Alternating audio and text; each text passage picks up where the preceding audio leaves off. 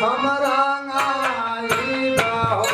ललना कोने बाने छुए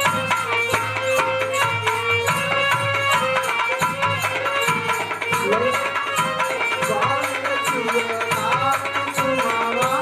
तुमया हमरा आई रहो अरे बाबा बोले फूलेला गुलवा बाबा बोले फूलेला गुलवा तो भैया बोले नारियल हो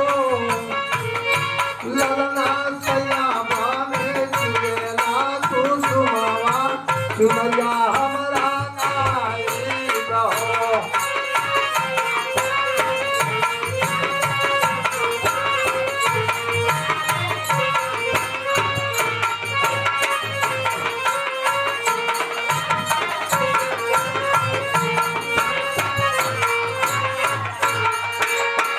देखिया अब सोहर चालू हो गई बा दुए लाइन के बाद कि आजू के दिनवा सोहावन लागे रतिया लोभावन लागे हो ललना जन्म लिया कुआरा कान्हैया महलिया उठा सोहारा हो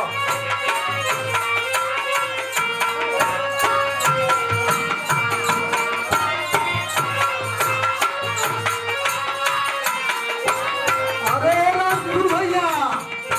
सोहर होता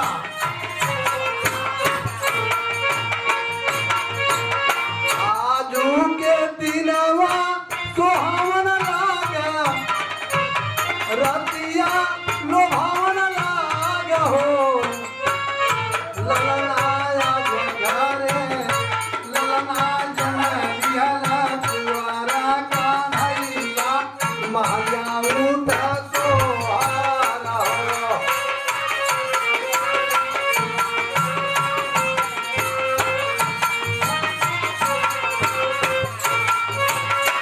बहुत अच्छे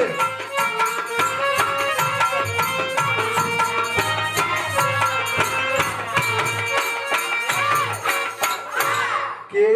लुटावयन धन सोनवा और रतनवा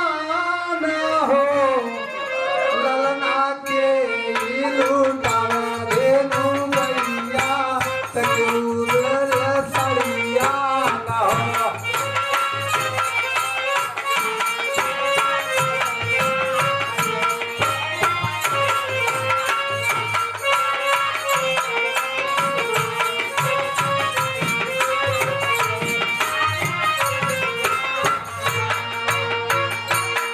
अरे लड़का